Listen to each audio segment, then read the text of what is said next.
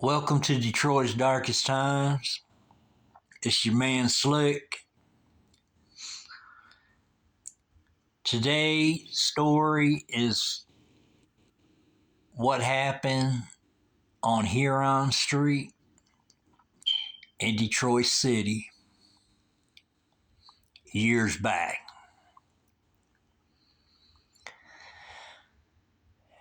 And I did a short on this, and I actually say, it's a murder that I'm present at. My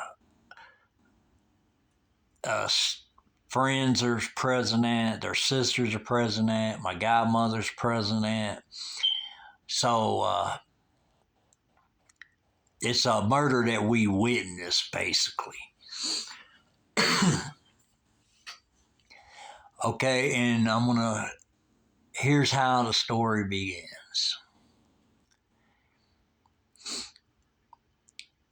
It's Friday evening. My friend comes to my house on Livernois. At this time, I'm living on Livernois and Plummer in Detroit City. He comes to hang out for a while, and he's actually living on Huron Street. And this street's located close to the old Tiger Stadium and the White Castles on Michigan Avenue. It's kind of like right behind White Castles. But anyways, he comes to my house. He's basically my street brother, but, a friend also. He comes to my house, hangs out for a while, and then he asks me, do I want to come stay the weekend? And maybe, me and him can go down to the Renaissance Center and watch a movie and stuff like that, because we did that quite often. The Renaissance Center actually was our clubhouse. We actually hung out there a lot. And, different areas in Detroit, around Tiger Stadium, just all over the place, basically. But a lot down at the Renaissance Center.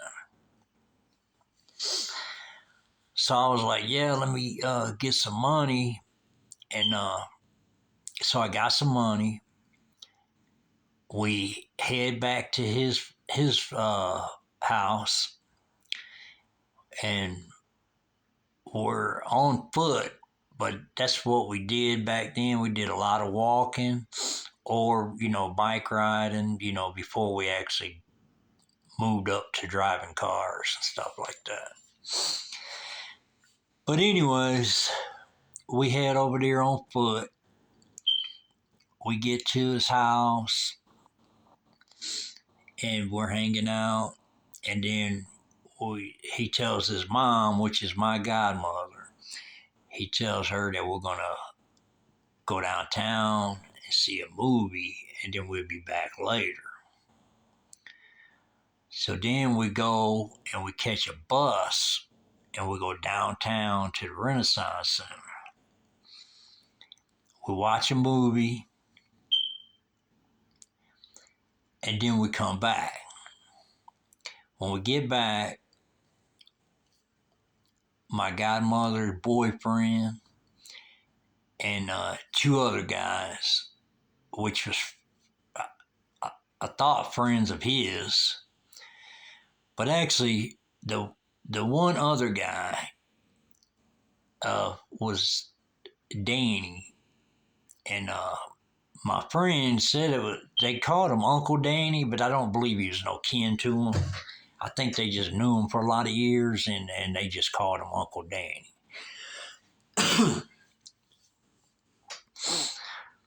But anyways, you got my godmother's old man, Danny, and then you got my godmother's old man's brother. He's there.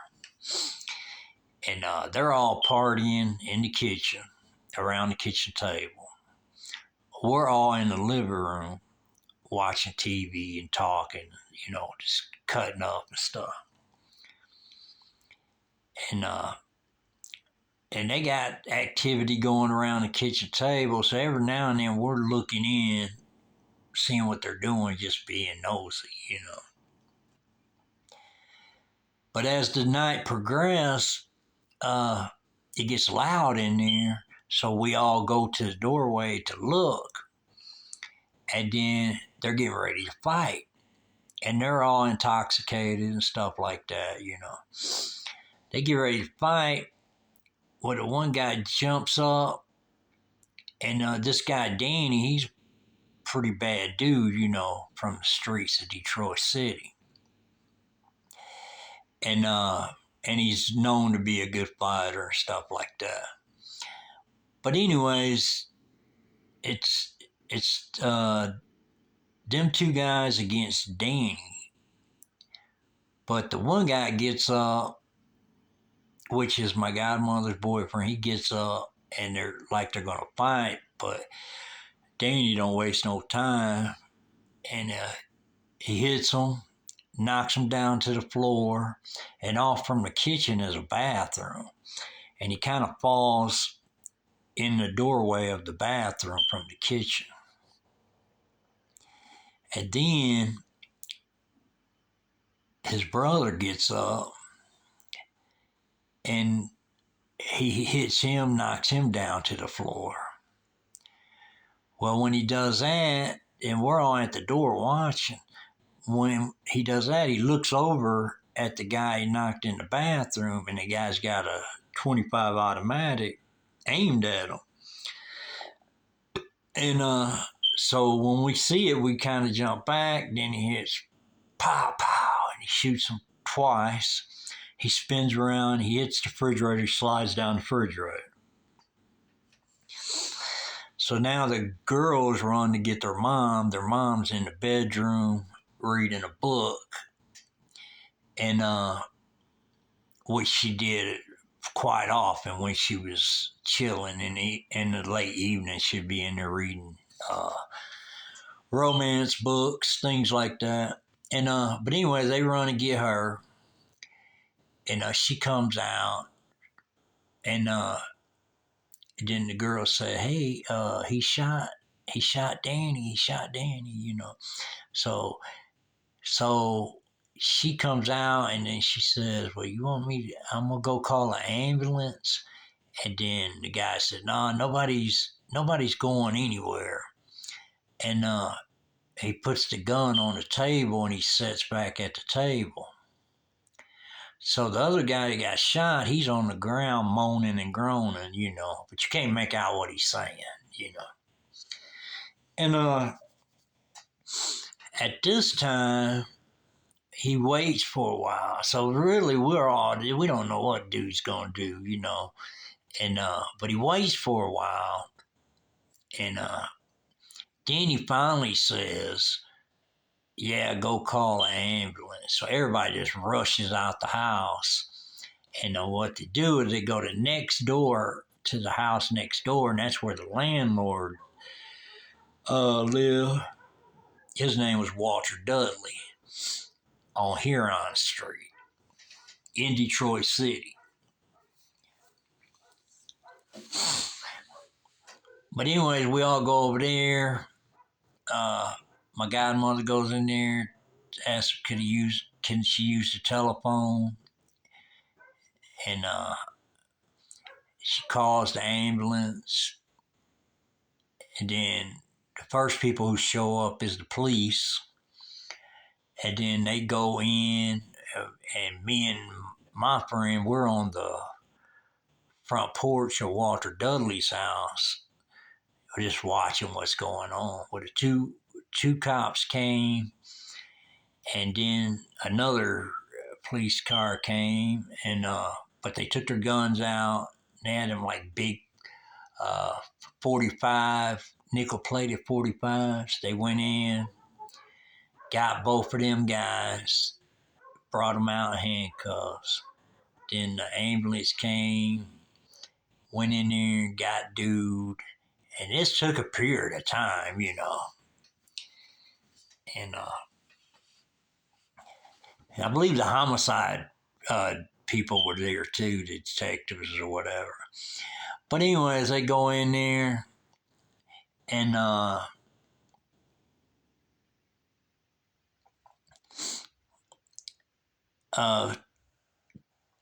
take the guy out, and then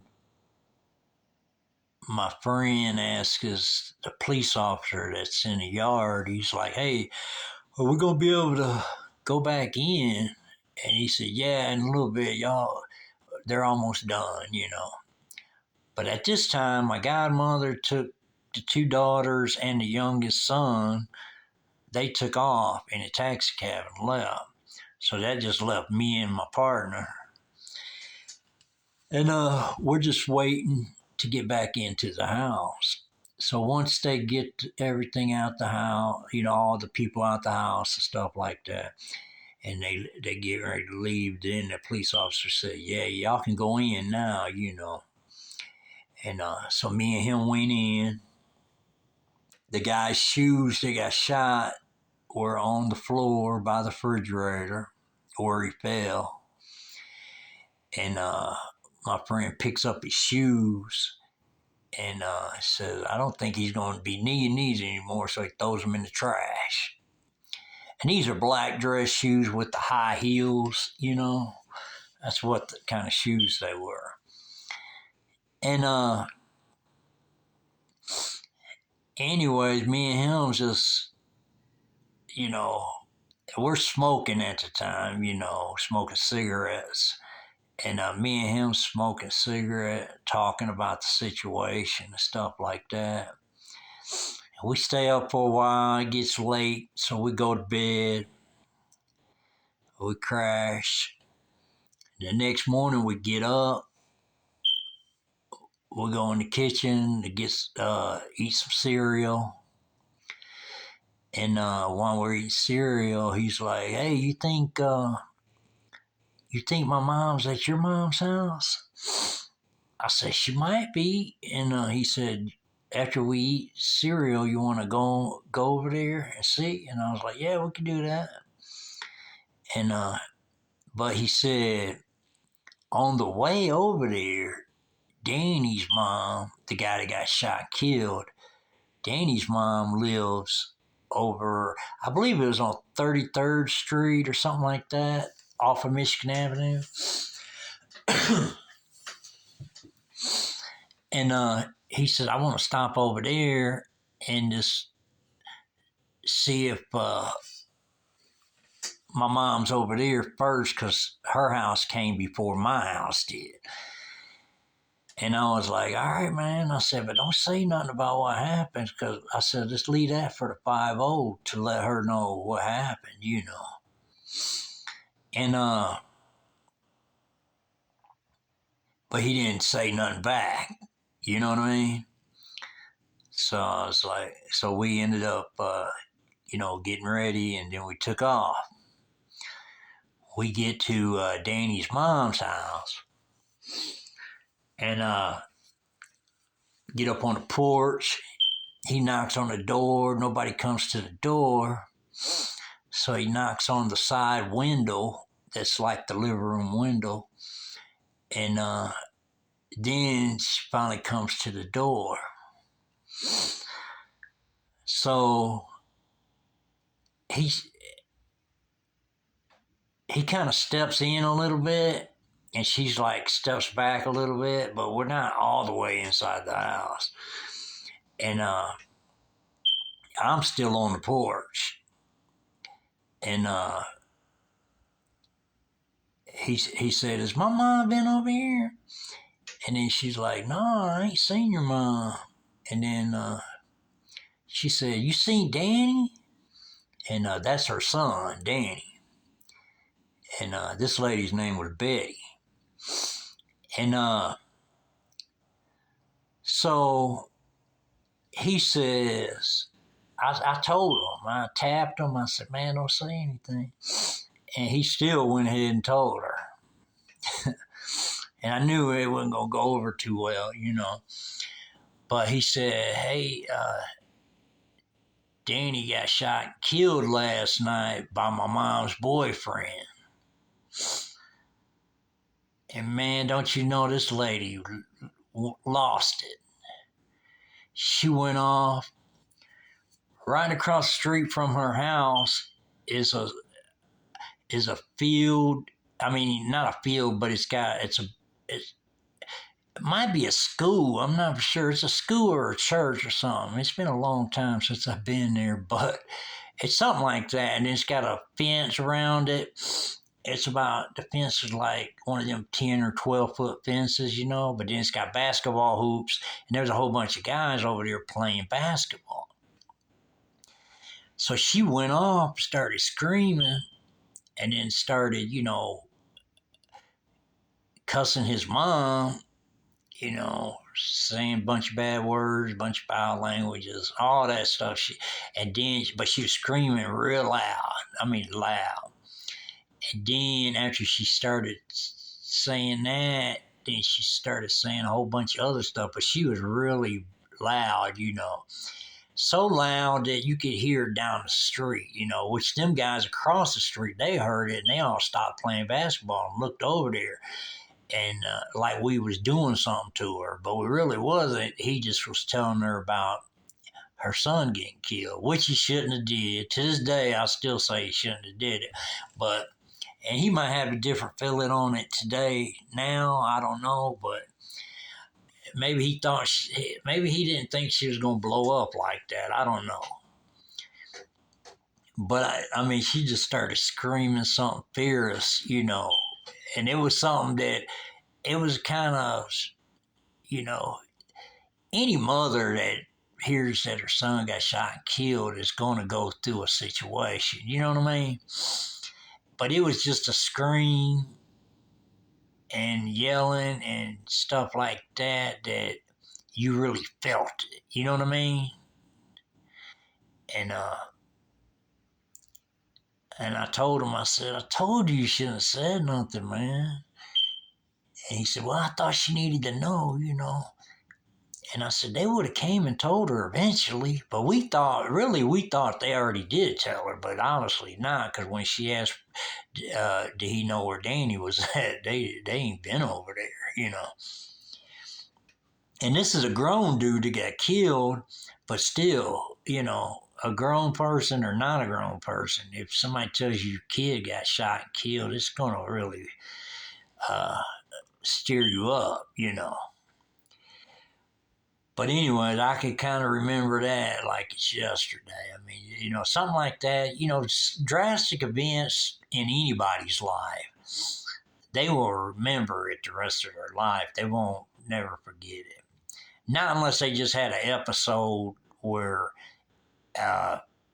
you know, they had a stroke or something like that, and it just, you know, something really affected them where they forgot the past, you know. Or some people want to forget the past, and if you bring up something and they'll say they don't remember it or something like that, you know, things like that. But anyways, that situation, man, that lady blew up. Them guys playing basketball was looking at us like we did something to her. So I said, man, we need to get out of here. And so he jumps over the side of the banister of the porch and then shoots to the backyard. So I do the same thing. I follow behind him. Go to the backyard. We jump the fence. We're in the alley. We go down the alley. And the Michigan Avenue's not too far down the alley. And we get down the alley and we lit a cigarette. And I told him, I said, man, I told you not to say anything. And he was like, man, I thought she ought to know and stuff like that. But he said, I don't think she's going to do all that. And I was like, yeah, you know. And, but anyways, we headed off and took off, you know. So the night before and that morning was just a big drastic event for me and him both. And I'm sure, you know, his sisters and his younger brother, they probably remember it right to the day too. But they was just there for a small period of time. Then they left with her mom in a taxi cab. But anyways, me and him take off, and now we're headed to my house on Livernois to see if his mom's possibly over there. So we get over there, and she's not over there. So, I end up telling my mom what happened. And then she was tripping out, She was like, oh my God. And then later on, hours later, his mom did show up. And then after they left, I think it was the next day. It might have been the same evening, but I think it was the following day. I'm not for sure. But then a detective came to my house asking for me, and I was like, oh man, what's they want me for? And he was just wanting to like get a statement, what I seen, or something like that. And actually, he went around and got statements from everybody that was there, But he said, you might have to show up for court, and if you do, they'll give you a subpoena to come to court. And then he said, if you do show up for court, they give you, I forget, I think it was $25 or $50. It wasn't nothing to show up. I don't know what that was about, but anyways, I had no intentions on going or being a part of that situation because we just was happened to be there, but we wasn't trying to engage in none of that, because it was traumatizing enough with us just to witness it, and then me and my partner witnessing how his mom reacted when she heard. So it was just a traumatizing situation. That's part of my story. And this channel is my story, but I also touch on other things. But that was just something, and I was like, I told my mother, I was like, I don't even want to go. And she said, well, if they subpoena you, you got to show up. I got to take you, because I'm a young man at the time. And, but I was like hoping, I was hoping that something would happen that I wouldn't have to go, But finally, the guy comes with a subpoena. And then he says, you got to show up.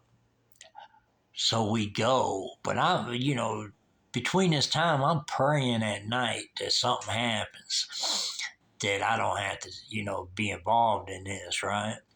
So my mom, she takes me to the courthouse because I got a subpoena. I had to go. And while we're in the courthouse, in the hallway, a guy walks up to us with a suit on. We don't know who he was, to be honest with you, but he was some official. And he says, we won't be needing your testimony, so y'all are free to leave. And man, when I heard that, it was just a huge relief because I just didn't want no part of that. And, like I said, it was already traumatizing enough just being there at the event and then seeing how his mother react, stuff like that. So the prayer that I was praying, that I hope something happens where I wouldn't have to do it, actually came true, So prayer does help for those of you that's questioning it or something. Prayer always helps. And I'm a strong believer, if you manifest something long enough, it'll pretty much come to tuition. But that being said, that was some event. So I was so relieved when that guy said that. So me and my mother was able to leave, and we didn't have to, be a part of that situation. But it was just, you know. But I prayed on it at nighttime. I was like, I hope something happens where I don't have to do this. And actually, something did happen, and I didn't have to do it. So it was good, you know. That part of it was. But anyways, that being said, that's another part of my Detroit story. I hope y'all enjoying the story that I'm telling. Uh, some of it's good, some of it's sad, some of it's bad. It's just a whole recipe of a whole bunch of different scenarios. But if y'all just stay with me and stuff like that, subscribe, tell other people to subscribe to the channel. Share, you can share the audios and videos, and just grow with this channel. And if you want to support the channel, the cash out is money sign FC313. The PayPal is DDT313. So if you want to support it in that way, you can. We appreciate everybody listening. More stories to come. Stay with us. Stay positive. Stay focused. Do the right thing. And we're out.